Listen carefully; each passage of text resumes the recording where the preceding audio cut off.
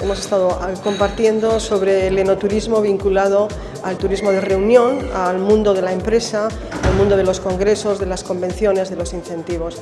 Hemos repasado un poco la tipología de estos clientes de enoturismo, que son bastante distintos.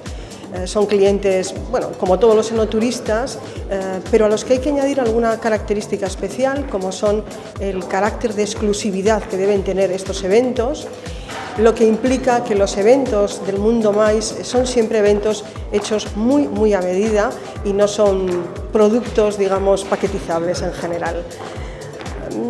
Bueno, hemos intentado descifrar algo que es bastante complicado en el mundo MICE, que es los numerosísimos operadores que están trabajando, organizadores de congresos, empresas de incentivos, empresas de convenciones, de formación, de team building, etcétera, etcétera, y cómo cada uno de estos orienta, o nosotros tenemos que ayudarles a orientar el producto hacia objetivos muy diferentes.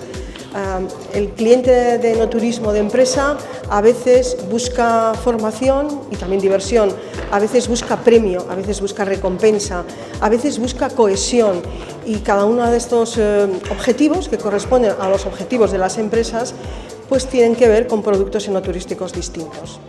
Y hemos terminado hablando de los deberes, porque hemos dejado ahí unos cuantos deberes para hacer, para que la gente los piense, los medite, que tienen que ver con el mundo del enoturismo, de eventos.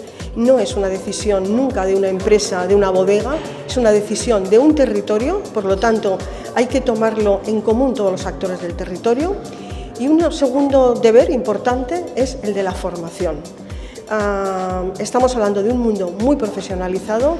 Si pertenecemos al mundo del vino, tendremos que aprender qué es el mundo del turismo MICE, y muy importante, tenemos que enseñar a los del turismo MICE qué somos capaces de darles y de ofrecerles a sus clientes en el mundo del vino.